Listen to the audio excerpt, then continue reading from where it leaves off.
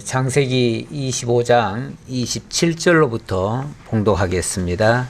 그 아이들이 장성함에 에서는 익숙한 사냥꾼이었으므로 들 사람이 되고 야곱은 조용한 사람이었으므로 장막에 거주하니 이삭은 에서가 사냥한 고기를 좋아하므로 그를 사랑하고 리브가는 야곱을 사랑하였더라.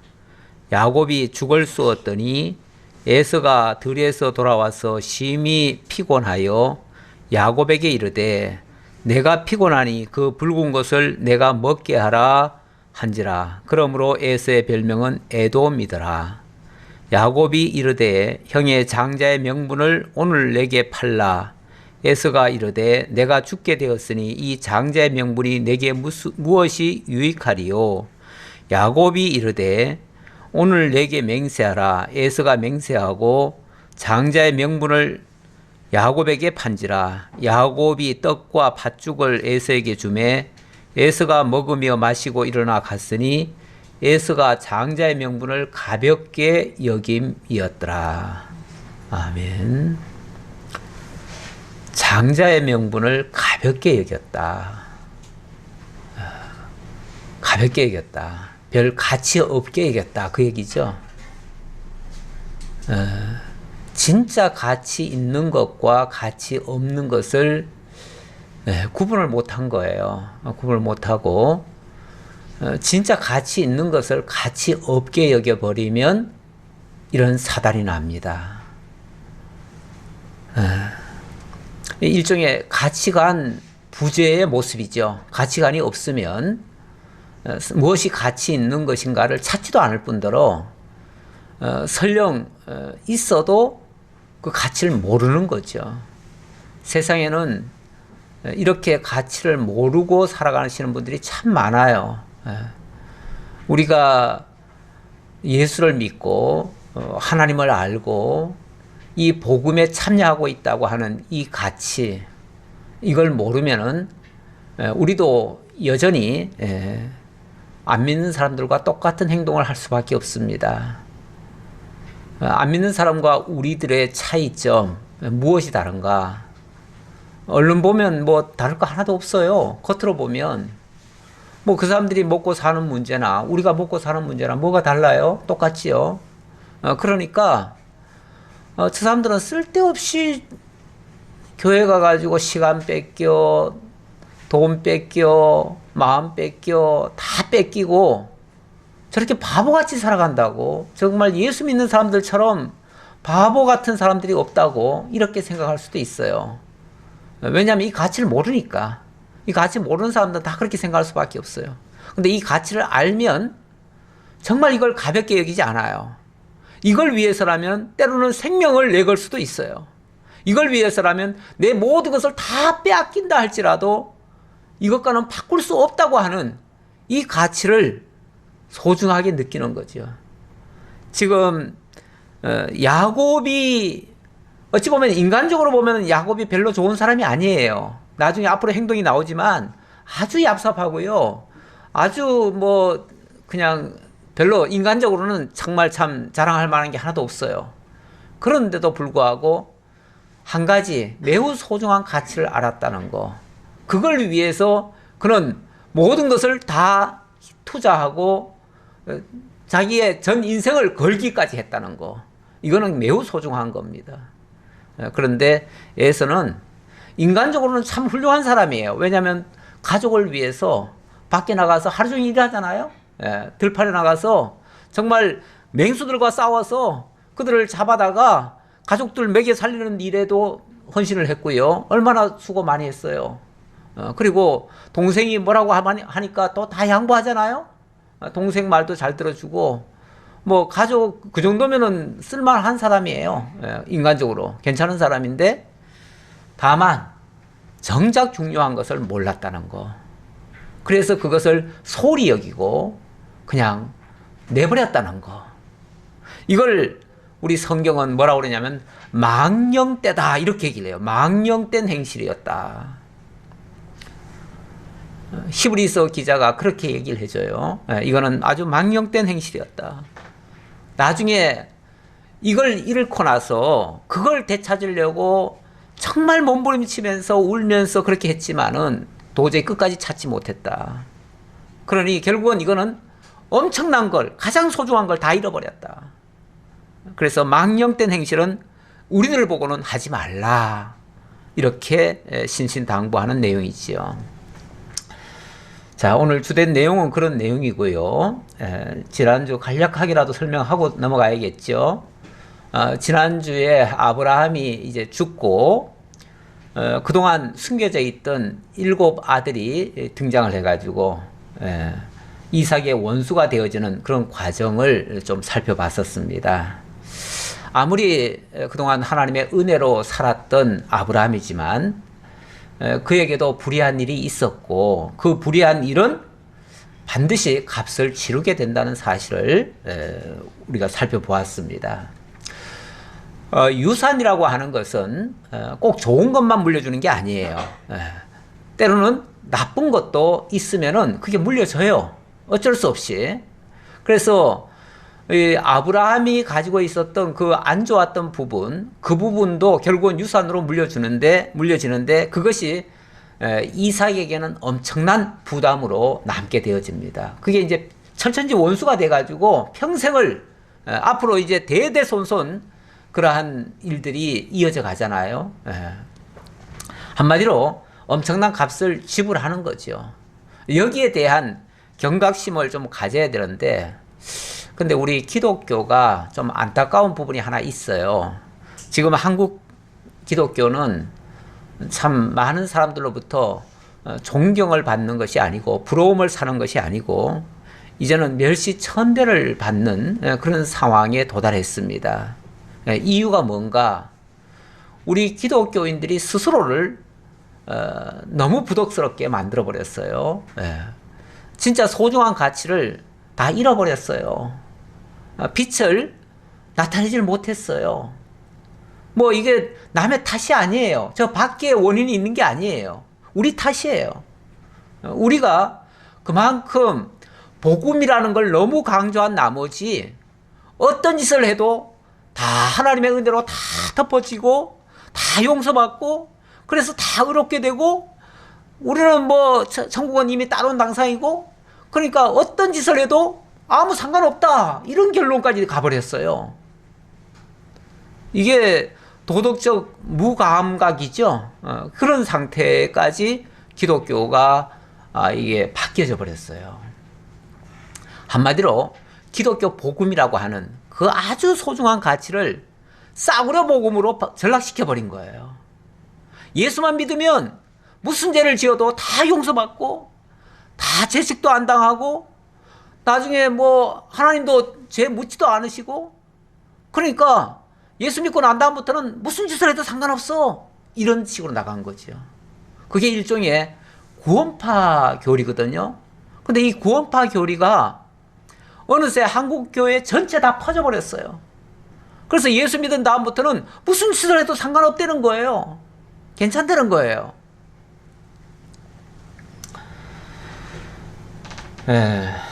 그 영화 그 밀양이라고 하는 영화 아시죠? 그 영화에 보시면은 자기 자녀를 납치를 당해가지고 잃은 어머니가 있습니다. 그런데 그 범인이 멀리 있는 사람도 아니에요. 이웃 가까이 있는 사람이에요. 그런데 자기가 큰 고통에서 어떻게 헤어나와 보려고 예수를 믿습니다. 예수를 믿고 예수를 믿으니까 원수까지도 사랑하래요. 그래서 원수까지 사랑하려고 진짜 사랑하려고 그래서 자기 자식을 죽인 그 원수를 용서해 주겠다고 감옥에 갑니다. 가가지고 그 살인자를 이제 용서해 주려고 마음을 정말 그걸 새기면서 가가지고 용서해 주려고 하는데 그 친구가 뭐라 그러냐면 자기가 이 감옥에 들어와가지고 예수를 믿었다는 거예요. 예수 믿고 나니까 하나님이 내 죄를 다 용서해 주셨대요. 그래서 나는 이제 너무 편하고 너무 좋대요. 그 말을 듣는 순간 용서해 주러 갔던 그 어머니의 마음 어떻게 했어요? 뭐 이런 게 다 있어. 이거지요. 아니, 예수 믿으면은 살인자도 그냥 용서해 준다고? 아니, 그 지금 피해를 입은 사람이 용서도 안 해줬는데 용서가 다 됐다고 이미? 하나님이 그런 하나님이라고?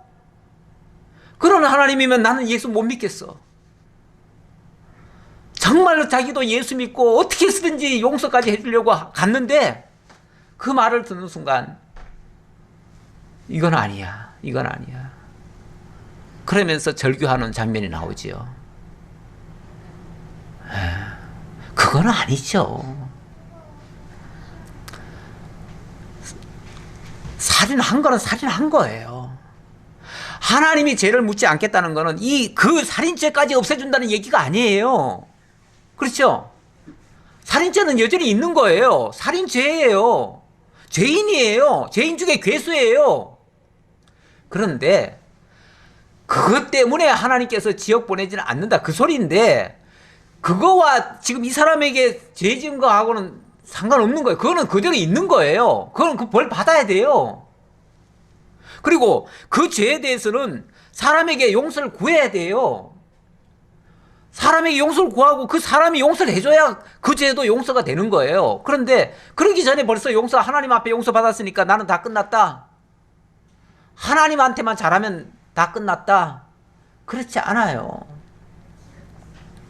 사람 간에도 잘못한 건 잘못한 거예요. 잘못한 거는 사과를 해야 되고요.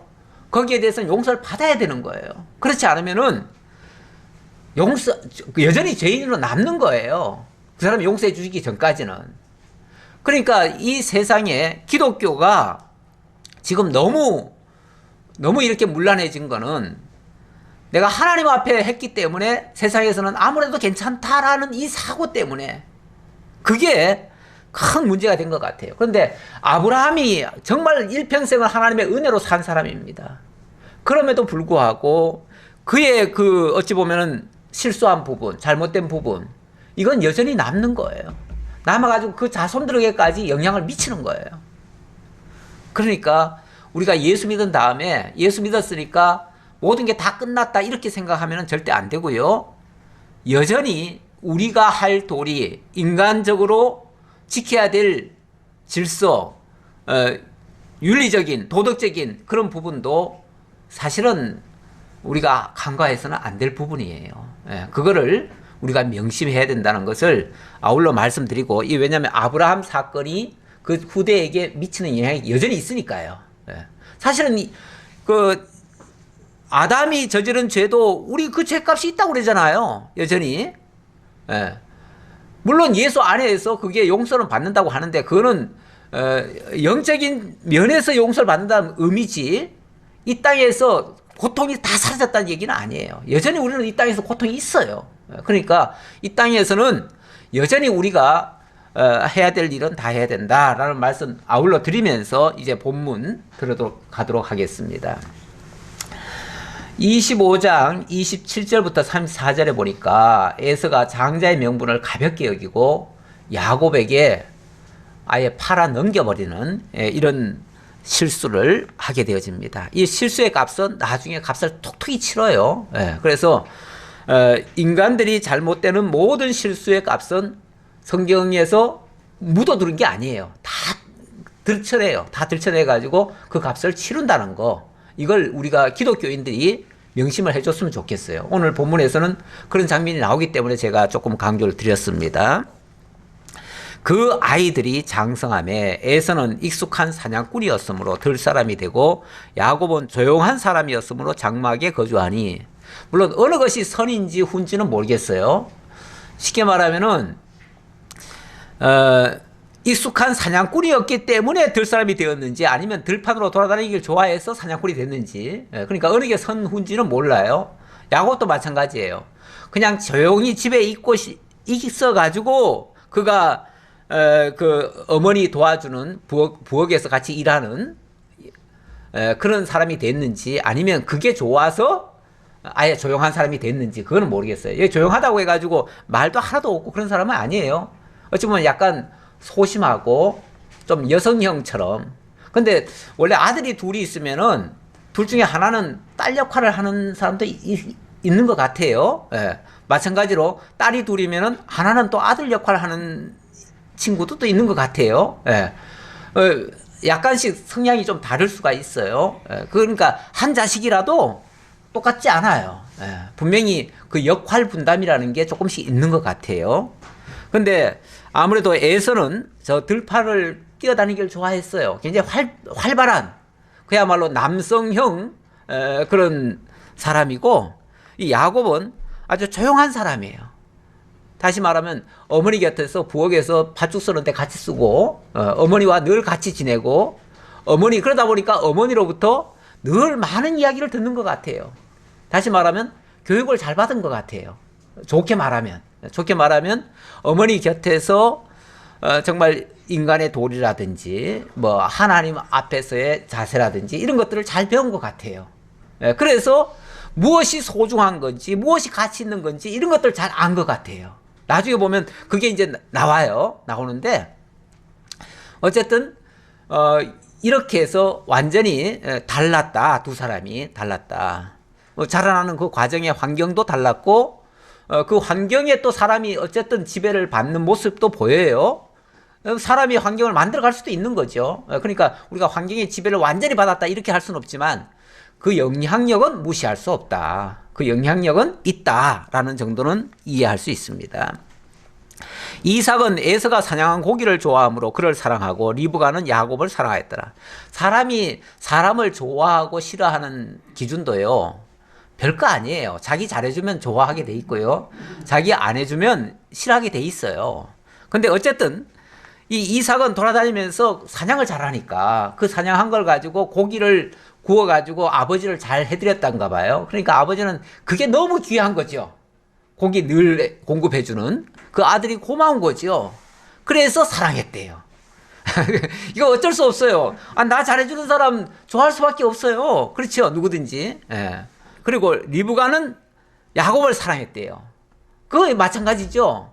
야곱은 늘 어머니 곁에 있었던 거예요. 늘 어머니 곁에 있으면서 어머니 얘기를 잘 들어준 거예요. 내 얘기 잘 듣는 사람이 이쁘잖아요. 그렇죠? 예, 누구든지 그래요. 예. 그러니까 리브가는 야곱을 사랑하였더라. 자, 이렇게 해서 두 사람이 극명하게 나뉘어지는 모습이 보입니다. 아예 자라는 과정에서부터 환경이 달라져 버리고 상태가 완전히 바뀌어졌다. 물론 뭐 처음에 태어날 때도 완전히 달랐어요. 완전히 달랐는데 어쨌든 둘은 서로 경쟁 관계였는데 이런 식으로 다르게 경쟁이 되어졌다. 근데 어느 날 한 사건이 발생합니다. 어찌 보면 이거는 뭐 아주 큰 사건은 아닌 것 같아요. 그냥 소소한 사건이에요. 그래가지고 29절에 보니까 이렇게 설명이 나오네요. 야곱이 죽을 쑤었더니 에서가 들에서 돌아와서 심히 피곤하여 야곱에게 이르되 내가 피곤하니 그 붉은 것을 내가 먹게 하라 한지라.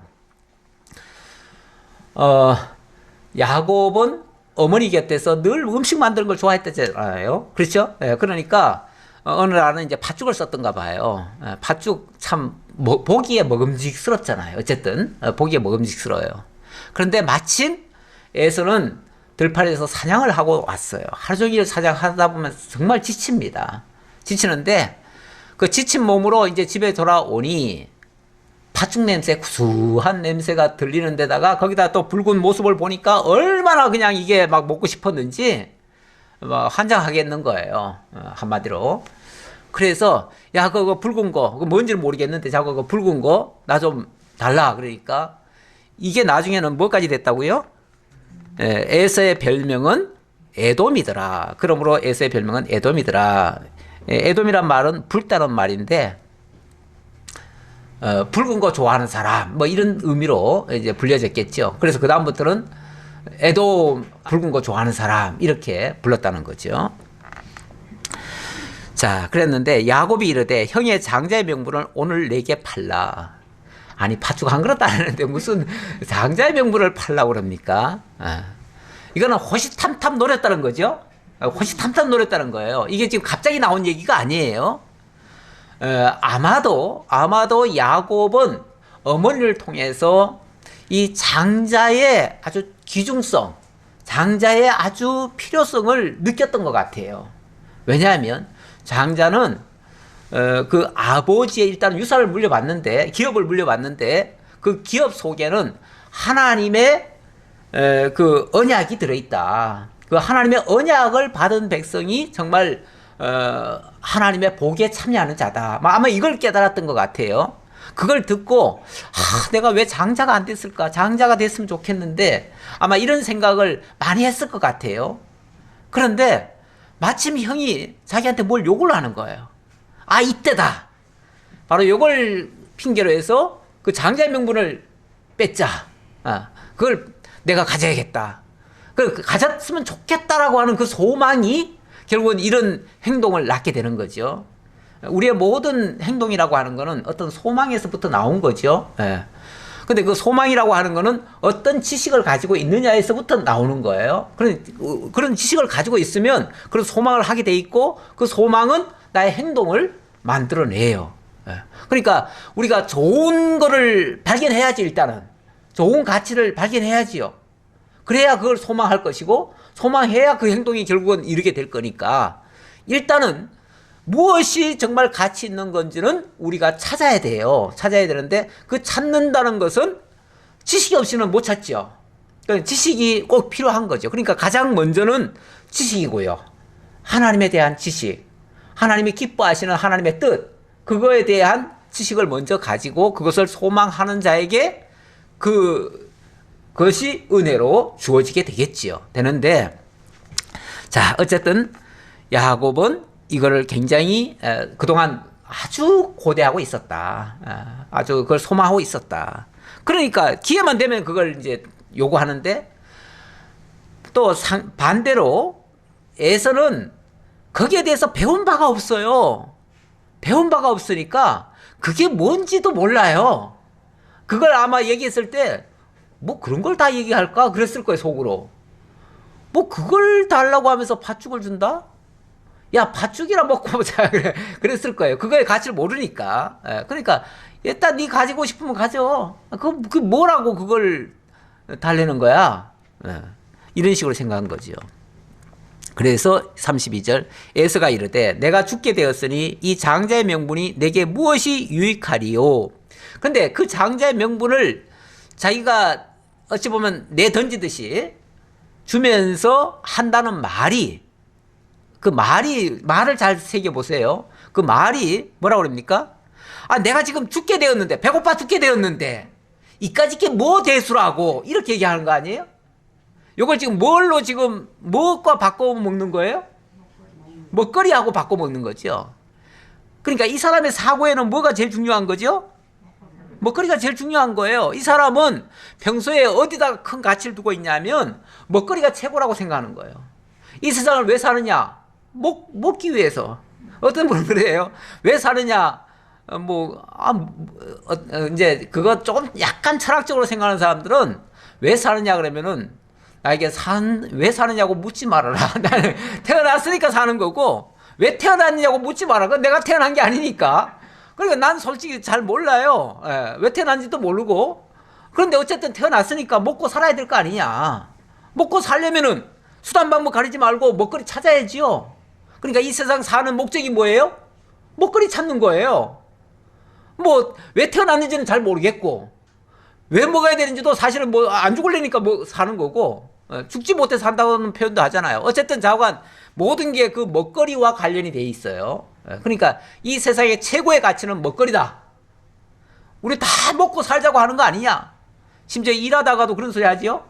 우리 이거 다 먹고 살자고 하는 일인데 우선 먹고 보자.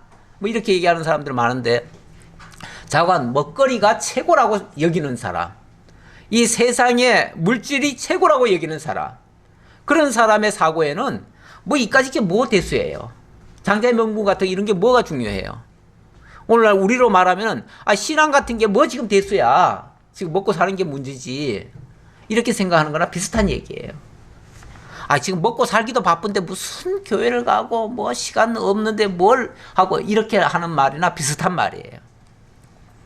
무엇이 유익하리요 하면서 야곱이 이르되 자 그렇게 말하니까 이게 아주 기회 아닙니까? 기회인데 이걸 그냥 말로만 그냥 주고받고 하면 뭐가 되죠? 그럼 나중에 야 그거 야 배고파서 잠깐 한 말인데 그거 아무것도 아니야. 그러고 넘어갈 거 아니에요. 그냥 묵살할 거 아니에요. 그러니까 아예 이참에 못을 딱 박아버리는 거죠. 어떻게 못을 박습니까? 예.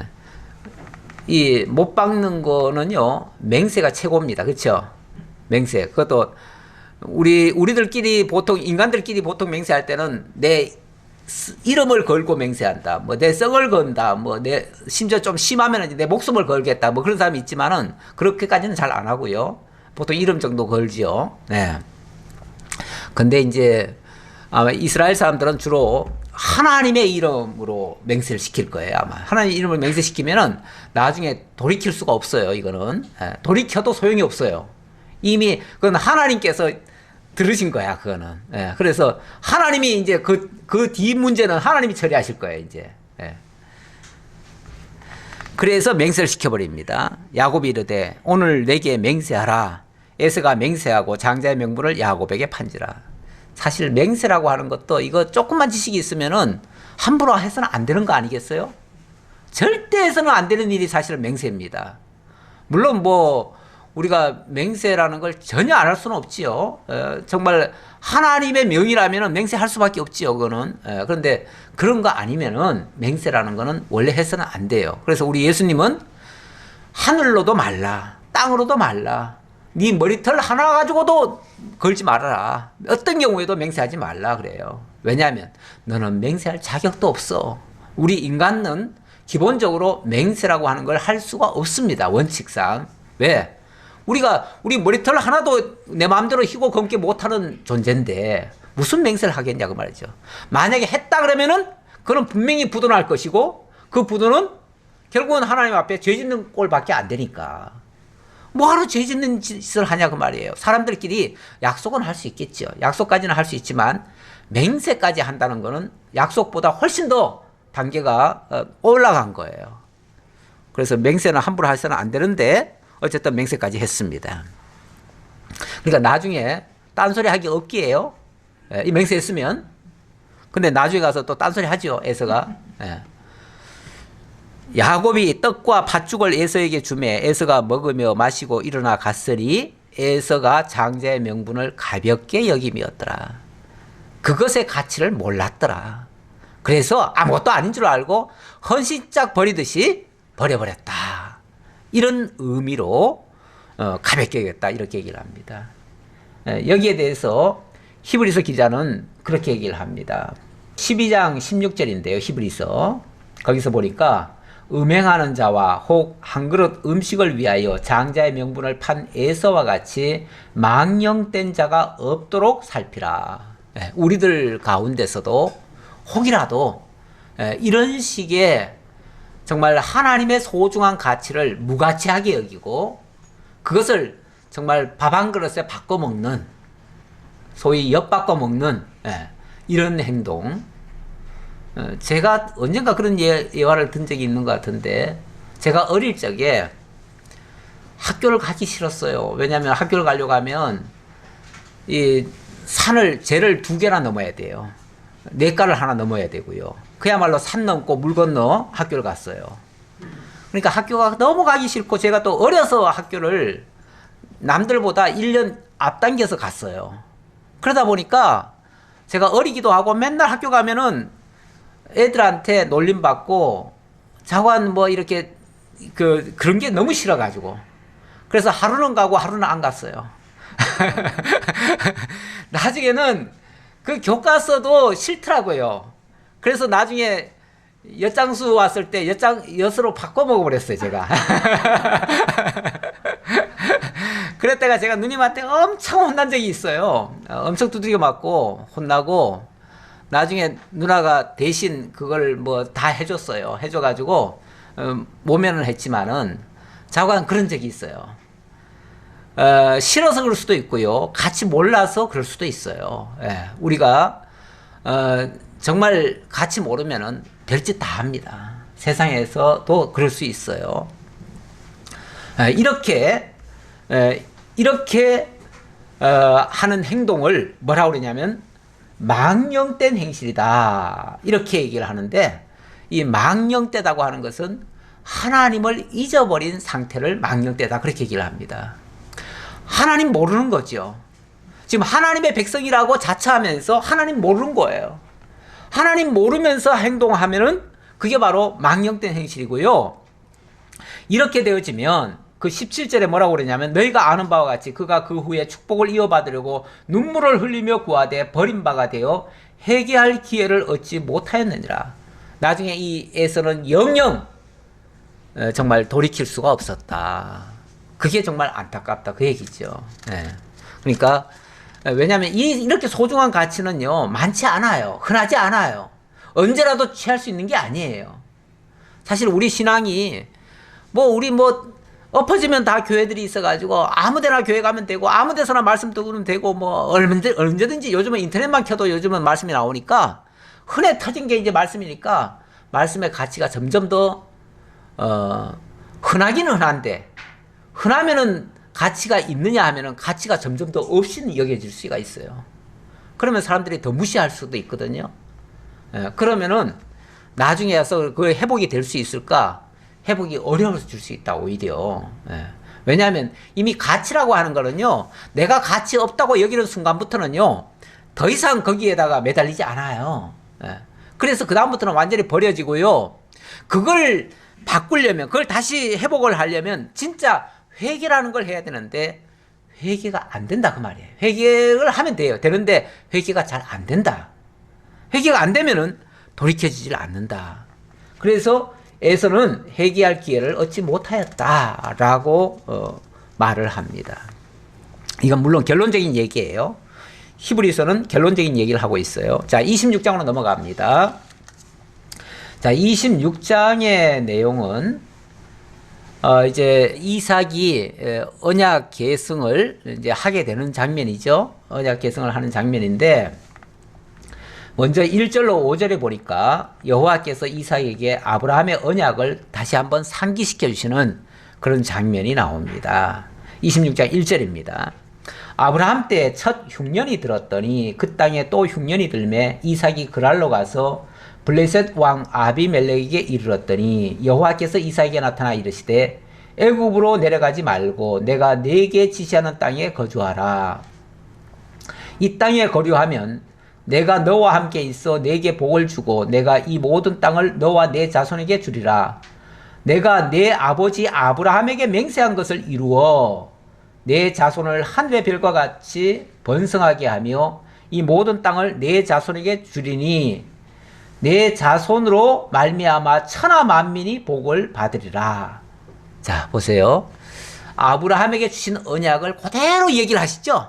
그대로 얘기를 하면서 이걸 너에게 상기시켜 주겠다. 그런데 이 때가 어느 때라고요? 아브라함 때에 첫 흉년이 들었더니 그 땅에 또 흉년이 들매. 또 흉년이 들었을 때. 또 흉년이 든다는 말은 뭔가 상황이 되게 안 좋았다는 얘기죠. 되게 안 좋아가지고 그냥은 도저히 살 수 없는 상태가 됐을 때. 그때가 어찌 보면 인간적으로 말하면 최악의 상태 아니에요? 가장 위기 상태죠. 가장 위기 상태, 최악의 상태, 그때에 하나님이 나타나시고 그때에 하나님이 언약을 다시 상기시켜 줍니다. 어찌 보면 인간적으로는 최악의 상태인데 그 상태가 하나님께로부터는 다시금 언약을 확약받는 그런 상태예요. 그러면 좋은 건가요? 나쁜 건가요? 나쁜 상황인데 사실은 좋은 거죠. 사실은 좋은 거죠. 사실 우리가 이 세상적으로 막 잘 풀리고 모든 것이 형통하고 정말 아름다운 모습으로 나타날 때가 있어요. 그런가 하면 또 너무나 공고하고 괴롭고 힘들 때가 있는데 그러면 어느 것이 정말 나에게 유익한 때인가를 생각해 보면은 정말 봄날 같은 때, 그때가 정말 나의 황금기였다, 나의 좋은 때였다, 이렇게 말할 수 있을까? 왜냐하면 그때는요, 자칫하면 그 세상 좋은 것에 빠지고 취해서 하나님과 멀어질 수도 있어요. 그런데 오히려 공고하고 정말 온 사방이 다 막혀가지고 어디로도 정말 하소연 못할 때 오로지 하늘을 향해서 하나님께 기도하면서 하나님으로부터 응답을 받고 하나님과의 관계가 재설정이 되고 다시금 하나님을 찾을 수 있는 그런 기회가 되어졌다면 오히려 그때가 그에게 있어서 가장 아주 중요한 시기, 그걸 게임 체인저라고 그래요. 새로운 역사를 만들어낼 수 있는 그런 시대가 펼쳐질 수 있어요.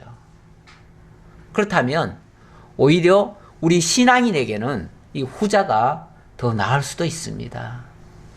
후자가. 그래서 저는 지금도 사실 여러모로 막 다들 어렵다고들 그래요. 우리 믿는 사람들도 똑같이 막 세상 사람들 어렵다고 하니까 우리도 같이 어렵다고 자꾸 그래요. 근데 저는 한편으로는 자꾸 이런 때가 오히려 하나님과는 더 가까울 수 있는 관계인데 라는 그런 생각으로 가능하면 제가 이제 좀 긍정적인 말씀을 좀 드리려고 하는데 그게 동의가 좀 안 될 수도 있을 거예요. 아니 나는 힘들어 죽겠는데 자꾸 목사님은 괜찮다 그러면은 도대체 어쩌란 말이야 하고서 그게 서운할 수도 있어요. 목사님은 너무 이걸 안일하게 봐가지고 우리를 하여금 더 힘들게 만드나 이렇게 생각할 수도 있을지 모르겠어요. 근데 어쨌든 저는 하나님의 말씀을 하나님의 의도대로 하나님의 뜻으로 여러분들에게 전해야 되는 임무를 가지고 있다 보니까 어쨌든 여러분의 시각에서 들려드리는 게 아니고 하나님의 시각에서 어쨌든 여러분들에게 들려드리는 거예요. 그래서 여러분들의 생각이 세상으로 이렇게 미치지 말고 하나님을 향해서 바라보도록, 그래서 하나님의 시각에서 이 모든 문제를 해결하고 그걸 받아들여서 올바른 해석을 하고 또 다시금 서시라고 그렇게 말씀드리고 싶은 것이 뭐 저의 사명이기도 하고 그렇게 마땅히 해야 된다고 생각이 듭니다. 어쨌든 지금 이삭에게는 어찌 보면 이삭이 지금까지는 아버지 밑에서 참 형통하게 잘 왔잖아요. 물론 뭐 늦게 결혼하고 뭐 자식도 늦게 낳고 이런 어떤 애로가 있었지만 그것이 그렇게 심각한 문제는 아니었죠. 그랬는데 이번에는 흉년이 들었어요. 흉년이 들었다는 말 자체는요, 그 땅에서 살 수가 없었다 그 얘기예요. 그 땅이. 제가 오늘 조금 한번 지도 조금만 그려볼게요.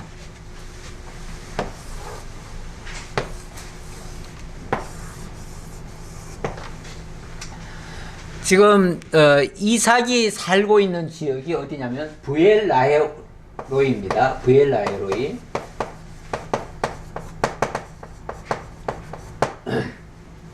근데 지난번에 그랄에서 있었다고 그랬죠. 그랄이 여기쯤입니다. 이게 지금으로 말하면 이게 블레셋 땅이에요. 블레셋 땅인데 블레셋 땅에 그랄이라고 하는 곳이 있습니다. 근데 지난번에 아브라함이 여기서 들어갔다가 여기서 살고 재산을 많이 취득한 다음에는 이 브엘라헤로이로 온 것 같아요. 옮겨와서 여기서 독자적으로 쉽게 말하면은 성을 건축했는지는까지는 안 나오지만 어쨌든 독자적인 그런 구역을 설정해가지고 거기서 살았어요. 그리고 여기서 리브가를 이삭이 맞이해가지고 여기서 결혼했다는 장면이 지난번에 소개가 됐어요. 그래서 이 브엘라헤로이에서 살았는데 지금 흉년이 들었어요. 흉년이 들면 이쪽은 약간은 사실은 사막지대입니다. 약간 사막지대인데 이쪽은 여기 이제 네게부라는 게 있죠. 네게부 일종의 사막지대예요. 물론 그 중에서 조금 좋은 부분이 있어서 이제 그 브엘라헤로이 여기에 이제 우물도 있었고 우물을 중심으로 해서는 아무래도 오아시스도 생기고 뭔가 이렇게 좀 초원이 조금 만들어져요. 그러니까 거기서 살았던 거예요. 그랬는데 이게 흉년이 깊어지면요 얼마간 있던 것들이 다 없어져 버립니다. 없어져 버리면 도저히 살 수가 없어요. 그래서 다시 올라간 데가 어디냐면은 그랄로 올라갑니다. 요 그랄로. 예. 제가 요걸 설명드리려고 지도를 좀 일단 그려봤습니다. 자, 첫 흉년이 들었더니 그 땅에 또 흉년이 들매 이삭이 그랄로 가서 블레셋 왕 아비멜렉에게 이르렀다. 이 뭐 블레셋 왕 아비멜렉, 그때 아브라함 때 있었던 그 아비멜렉인지 아비멜렉 2세인지는 모르지만 어쨌든 다시 그쪽으로 올라갔어요. 올라갔는데 여호와께서 이삭에게 나타나 이르시되 애굽으로 내려가지 말고 내가 네게 지시하는 땅에 거주하라. 이 땅에 거주하면 내가 너와 함께 있어 네게 복을 주고 내가 이 모든 땅을 너와 네 자손에게 주리라. 이리 올라가게 된 동기는 뭐냐면 하나님이 이삭에게 나타나가지고 네가 옮겨가는데 어디로 가라는 거예요? 애굽으로는 내려가지 말고 이쪽으로 내려가지 말고 내가 지시하는 쪽으로 가라 그랬어요. 근데 근데 이 부분을 제가 다른 이렇게 주석이나 이런 걸 또 찾아봤더니 한결같이 어떻게 이해를 하냐면은 흉년이 들어서 이제 여기 있었다는 건 생각을 못하고 그랄로 갔다는 것만 자꾸 생각을 해요. 그래서 그랄로 갔을 때 아마 이 위에 있다가 그랄로 내려간 것처럼 이렇게 생각을 하더라고요. 그런데 그 위에 있다가 내려온 게 아니고 사실은 이 아래에 있다가 올라간 거예요. 그러니까 이거는 그 개념이 좀 달라요. 해석을 좀 달리 해야 돼요. 그래서 저는 이삭이 뭐 믿음이 없어가지고 뭐 불신의 행동으로 해가지고 그랄로 내려갔다 이렇게 보지는 않아요.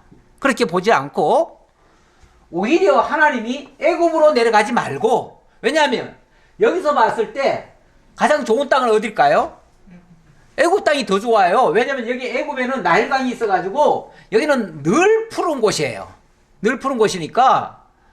그래서 만약에 가려면 이쪽으로 갈 수 있어요. 만약에 더 좋은 쪽을 찾아서 갔다면 이쪽으로 갈 수 있어요. 그런데 하나님이 지시하는 곳으로 가라는 거예요. 지시하는 곳으로 가라니까 별로 가기 싫은 곳을 간 거예요. 어떤 면에서. 꼭 좋아서 갔다기보다는. 그러나 일단은 기근도 피해야 되고요. 기근은 피하되 하나님이 가지 말라고 하는 곳은 갈 수가 없고 하나님이 허락한 곳으로 가려다 보니까 그랄 땅으로 또 가게 된 거예요. 저는 그렇게 보여요. 예. 왜냐하면 하나님이 분명히 그렇게 얘기했잖아요. 애굽으로 내려가지 말고 내가 네게 지시하는 땅에 거주하라 그랬잖아요. 지시하는 땅에 거주하라. 그러면서 이 땅에 거류하면 내가 너와 함께 있어 네게 복을 주고 내가 이 모든 땅을 너와 네 자손에게 주리라. 그러면서 내가 지시하는 곳으로 가면 거기서 그 땅은 또 차지하게 해주겠다는 거예요. 그러니까 간다 그 말이에요. 거기가 어딘지는 정확히 이제 나중에는 보니까 그랄이에요. 거기가 그랄인데 어쨌든 여기도 하나님의 지시받고 갔다 이렇게 볼 수 있다는 얘기예요. 그러면서 내가 내 아버지 아브라함에게 맹세한 것을 이루어 내 자손을 하늘의 별과 같이 번성하게 하며 이 모든 땅을 내 자손에게 주리니 내 자손으로 말미암아 천하 만민이 복을 받으리라.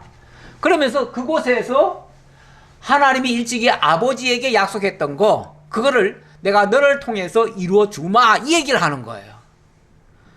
그러면은 이 땅이 현재는 아브라함의 땅이 아닐 수 있어요. 그렇죠? 현재는 사실 뭐 아브라함의 땅이 따로 있나요? 아직까지는 없지요. 없는데 어쨌든 아브라함이 약속한 건 있잖아요. 네가 동서남북을 바라보라. 이 땅을 다 너에게 주겠다. 지난번에 분명히 그 얘기 했지요. 했는데 실제로 얻었나요? 아직은 못 얻었어요. 그런데 이삭 보고 네가 거기 가라. 그러면은 그 땅 차지하게 해주겠다 그 얘기예요. 그래서 갔다라고 보여져요. 저는. 자, 그러면서 이는 아브라함이 내 말을 순종하고 내 명령과 내 계명과 내 율례와 내 법도를 지켰음이니라 하시니라. 그러면서 아브라함은 하나님의 말씀을 잘 들었다 그 얘기예요. 잘 들었으니까 너도 지금 잘 듣는다면 그 땅 내가 너 차지하게 해줄게 그 얘기잖아요. 그렇죠? 그래서 일단 그 말씀을 듣고 내려갔다 라고 말씀드릴 수 있고요. 그 다음에 6절로 11절 말씀. 이삭이 그랄에 거주하였더니 그곳 사람들이 그의 아내에 대하여 물음에 그가 말하기를 그는 내 누이라 하였으니 리브가는 보기에 아리따움으로 그곳 백성이 리브가로 말미암아 자기를 죽일까 하여 그는 내 아내라 하기를 두려워함이었더라. 그런데 지금 이삭으로서는 부엘라헤로이에서 아마 오래 살다가 여기를 지금 어찌 보면 여기 올라갔는데 이게 낯선 곳일 거예요. 그럴 수 있죠? 네, 낯선 곳일 거예요. 낯선 곳에 가면 사람들이 아무래도 두려움이 있습니다. 두려움이 있어요. 물론 하나님께서는 분명히 약속을 하고 올라가라고 했지만 그러나 두려움이 있어요. 그러니까 조심한다는 차원에서 뭐라고 그랬냐면 자기 아내를 이 사람 누굽니까? 라고 했을 때 제 누이입니다. 이렇게 얘기를 했다는 거예요. 이것도 뭐 또 족보 따져가면은 또 누일 수 있어요. 왜냐하면 다 그 집안 사람이잖아요, 원래. 그러니까 그럴 수는 있지만 이것도 엄밀하게 말하면 이것도 좀 비열한 모습이긴 하지요. 근데 이거는 참 안 좋은 거는 이상하게 부모를 닮지 말라고 해도 닮더라고요. 좋은 거는 별로 안 닮는데 안 좋은 거는 그렇게 잘 닮아요. 그래서 어쩌면 하는 짓이 지혜비랑 똑같다고 그래요. 이삭도 어찌 보면 아버지랑 똑같은 그런 사람이, 그러니까 지나놓고 보니까요. 그런 상황에 빠지면 사람들 다 그렇게 돼 있나 봐요.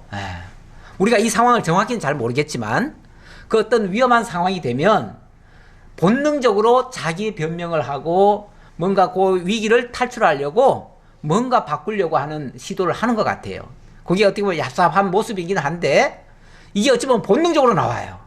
그러니까 하나님을 의식하면은 절대 그런 일이 안 나올 텐데 어떤 어려운 상황에 딱 빠지면 사람들은요, 하나님이 먼저 생각나는 게 아니라 우선 당장 그 상대가 보여요. 그러면 상대에 어떻게 해서든지 그 위기를 돌파해야 되는데 위기 돌파하려면 내 입에서 뭔가 거짓말도 나오고 때때로 그 위기 모면할 말이 나와요. 그러다 보니까 누이라고 얘기한 거예요. 왜냐하면 리브가는 보기에 아리따움으로 그곳 백성이 리브가로 말미암아 자기를 죽일까 하여 그는 내 아내라 하기를 두려워함이었더라. 똑같아요, 하는 행동은. 그런데 이게 뭐 오래 가면 다 들통나지요. 좀 세월이 조금 지나니까 이삭이 거기 오래 거주하였더니 이삭이 그 안에 리브가를 껴안은 것을 블레셋 왕 아비멜렉이 창으로 내다본지라. 어쩌면 또 왕한테 들켰어요. 빼도 박도 못하지요. 이거는 이에 아비멜렉이 이삭을 불러 이르되 그가 분명히 네 아내건을 어찌 네 누이라 하였느냐. 이삭이 그에게 대답하되 내 생각에 그로 말미암아 내가 죽게 될까 두려워하였음이로라. 아비멜렉이 이르되 네가 어찌 우리에게 이렇게 행하였느냐. 백성 중 하나가 네 아내와 동침할 뻔하였도다. 네가 죄를 우리에게 입혔으리라. 너의 그 거짓말로 인해서 하마터면 우리 백성이 큰 죄에 빠질 뻔했다. 그러니까 너 이거 잘못했다. 그러니까 그런데 이 정도 잘못했으면은요, 뭐 해야지요? 원래는 처벌해야 맞지요. 처벌해야 맞는데 처벌을 합니까? 안 해요. 오히려 아비멜렉이 이에 모든 백성에게 명하여 이르되 이 사람이나 그의 아내를 범하는 자는 죽이리라 하였더라. 오히려 이 잘못한 이삭을 책망을 하는 게 아니고 오히려 자기 백성들한테 이 사람은 결혼한 사람이니까 누구든지 건드리면 안 된다. 그러면서 오히려 보호해 주라고 하는 특명을 내리게 됩니다. 왜 그랬는지는 이유가 아직 안 나오니까 잘 모르겠는데 어쨌든 전에 아브라함에게 아브라함 건드렸다가 크게 혼난 적이 있잖아요. 그 왕인지 그 아들 왕인지는 모르지만 어쨌든 그 사실을 알고 있는 것 같아요. 그러니까 이 사람들을 함부로 건드리면 안 된다라는 그것은 있었던 것 같아요. 그러니까 안 믿는 사람들도요, 우리 믿는 사람들을 약간 해코지 하려다가 그들이 하나님을 안 믿지만 괜히 건드렸다가 하나님 앞에 벌 받을까봐 겁나는 경우는 있어요. 그래가지고 함부로 못 건드리는 경우는 있어요. 그러니까 우리가 확실하게 하나님 믿는다는 것을 보여줄 필요는 있어요. 그들에게. 그래야 함부로 안 건드린다는 거. 그리고 물론 뭐 예수 믿는다고 욕을 할 수는 있지만 우리가 예수 믿으면서 진실한 모습을 보이면요, 진짜 예수쟁이다 하고 인정을 해줘요 또. 그렇기 때문에 우리가 예수 믿는다는 걸 굳이 숨길 필요가 없어요. 알리고 그 대신 믿는 자의 모습을 보여주면 되는 거예요. 그러면 그 사람은 진짜 두려워할 수도 있고요, 존경할 수까지도 있어요. 경우에 따라. 아, 저 사람은, 딴 사람들은 예수쟁이 정말 시동차는데 저 사람은 진짜 예수쟁이야. 이렇게 말할 수도 있어요. 그러니까 우리가 확실하게 내 정체성을 보여주는 게 여러모로 유리합니다. 모든 면에서. 나쁘지 않아요. 자, 그 다음. 몇 절이죠? 12절. 12절부터는 또 약간 장면이 바뀌는데, 이제 거기서의 생활 모습인데, 요거까지 하기에는 시간이 좀 좁네요. 시간이 없네요. 오늘은 여기까지 하도록 하겠습니다. 저는 이 사건이 하나님께서, 지금은 일단은 보호입니다. 보호인데, 여기서 이제 이삭이 복을 엄청 받거든요. 복을 받는데, 인간적으로 복을 받으면요, 그게 사람들한테 존경이 되는 게 아니고요, 그게 시기거리가 되어집니다. 시기거리가 되죠. 그 시기 때문에 이삭은 어쩔 수 없이 그들에게 쫓겨다니게 되어집니다. 핍박을 당하죠. 쉽게 말하면 당하는데, 그것이 저는 엄청난 하나님의 돌보심이고 하나님의 보호하심이고 또한 하나님의 인도하심이고 하나님이 주신 정말 복이다 라는 내용으로 앞으로 전개될 겁니다. 다음 주에 조금 힌트를 드렸어요. 내용은 왜 그런지는 궁금하시면 읽어보시고 다음에 또 한번 같이 보도록 하겠습니다. 기도하겠습니다. 아버지 하나님 감사합니다. 하나님 하시는 일에 실수가 없고 빈틈이 없습니다. 그러나 우리는 실수투성이고 우리는 너무나 불완전합니다. 아버지 하나님, 우리가 때때로 하나님 말씀대로 살고자 소원은 있지만 하나님의 뜻을 잘 몰라서 내 마음대로 행했다가 또 실수할 때가 많습니다. 아버지 하나님, 그러나 하나님께서는 이 모든 것을 또 합력해서 선을 이루어 주십니다. 아버지 하나님, 저희들에게 되어지는 모든 일이 하나님의 간섭하심이고 하나님의 인도하심이고, 그래서 하나님의 뜻을 이루어가는 과정인 줄 알고 모든 것을 다 감사드립니다. 아버지 하나님, 저희들의 실수한 것은 또 철저하게 반성하게 하시고, 또 하나님이 이루어 가시는 일에는 전적으로 순복하게 하시고, 그래서 하나님과 사람 앞에도 인정받고 존중받는 그러한 참 신앙인의 모습을 갖출 수 있도록 인도해 주옵소서. 모든 걸 감사드리옵고 예수 그리스도의 이름으로 기도하옵나이다. 아멘.